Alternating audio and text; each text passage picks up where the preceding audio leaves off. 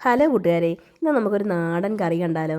ചേമ്പും തക്കാളിയും മാങ്ങയൊക്കെ ഇട്ട് ഒരു അടിപൊളി നല്ല നാടൻ ടേസ്റ്റിൽ ഞങ്ങളുടെ അമ്മൂമ്മയൊക്കെ ഉണ്ടാക്കുന്ന പോലത്തെ ഒരു കറിയാണ് കേട്ടോ. അപ്പോൾ അതെങ്ങനെയാണ് തയ്യാറാക്കേണ്ടത്? നമുക്ക് നേരെ വീട്ടിലേക്ക് പോകാം.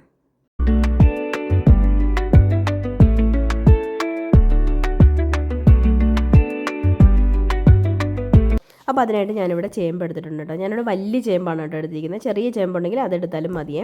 അപ്പോൾ ഒരു വലിയ ചേമ്പ് ഞാൻ ഒരെണ്ണം തൊലിയൊക്കെ കളഞ്ഞതിന് ശേഷം നല്ലപോലെ വൃത്തിയാക്കി എടുത്തിട്ടുണ്ട്. എന്നിട്ട് അത് കുറച്ച് വെള്ളം ഒഴിച്ച് വേവിക്കാൻ വേണ്ടി വെച്ചിട്ടുണ്ട്. ഒരു നുള്ളുപ്പും കൂടി ഇട്ടിട്ടുണ്ട്. വേറൊരു പാത്രത്തിലേക്ക് ഒരു മാങ്ങയുടെ പകുതിയും ഒരു തക്കാളി, വലിയ തക്കാളിയാണെങ്കിൽ ഒരെണ്ണം, ചെറിയ തക്കാളിയാണെങ്കിൽ രണ്ടെണ്ണം, ഒരു 3-4 പച്ചമുളക് വട്ടത്തിൽ മുറിച്ചിട്ടതും കൂടിയുണ്ട്. പിന്നെ മാങ്ങ ചേർക്കുന്നത് നിങ്ങൾ പുളിയുടെ ഇതനുസരിച്ചിട്ട് വേണം ചേർക്കാൻ. അപ്പോൾ അതിനകത്തേക്ക് ഉപ്പും മഞ്ഞൾപ്പൊടി ഇട്ട് വേവിക്കാൻ വേണ്ടി വെച്ചിട്ടുണ്ട്.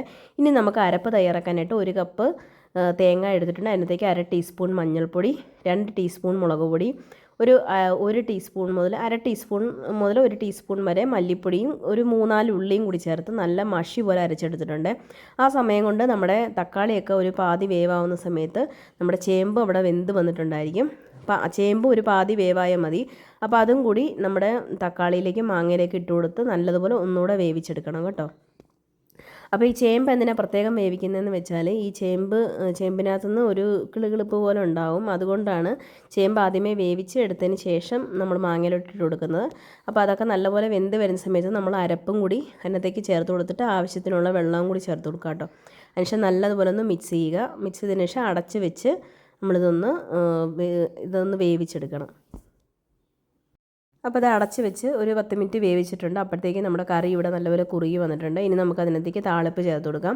അതിനായിട്ട് ഒരു പാനിലേക്ക് കുറച്ച് വെളിച്ചെണ്ണയും, ഒരു 1/2 ടീസ്പൂൺ കടുകും, ഒരു 1/4 ടീസ്പൂൺ ഉലുവയും, കുറച്ച് 2-3-4 ഉണക്കമുളകും, കുറച്ച് കറിവേപ്പിലയും, 2 ഉള്ളി വട്ടത്തിലരിഞ്ഞതും ചേർത്ത് നല്ലതുപോലെ ഒന്ന് മൂപ്പിച്ചതിന് ശേഷം അതിനകത്തേക്ക് ഒരു 1/4 ടീസ്പൂൺ കായപ്പൊടിയും, ഒരു 1/4 ടീസ്പൂൺ കാശ്മീരി മുളക് പൊടിയും കൂടി ചേർത്ത് നല്ലതുപോലെ ഒന്ന് ഇളക്കിയെടുക്കുക.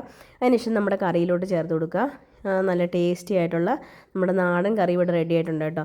അപ്പോൾ എല്ലാവരും ഇതുപോലെ ട്രൈ ചെയ്ത് നോക്കൂ. വളരെ ടേസ്റ്റിയാണ്. പണ്ടത്തെ ആൾക്കാരുണ്ടാക്കുന്ന അതേ ഒരു ടേസ്റ്റാണ് കേട്ടോ ഈ കറിക്ക്. അപ്പോൾ എല്ലാവർക്കും വീഡിയോ ഇഷ്ടപ്പെട്ടെന്ന് വിചാരിക്കുന്നു. നമ്മുടെ ചാനൽ ആരെങ്കിലും സബ്സ്ക്രൈബ് ചെയ്തിട്ടില്ലെങ്കിൽ ഒന്ന് സബ്സ്ക്രൈബ് ചെയ്യാൻ മറക്കരുത്. അപ്പോൾ ഇതുപോലുള്ള പുതിയൊരു വീഡിയോ ആയിട്ട് വരുന്നിടം വരെ thanks for watching. Thank you. By.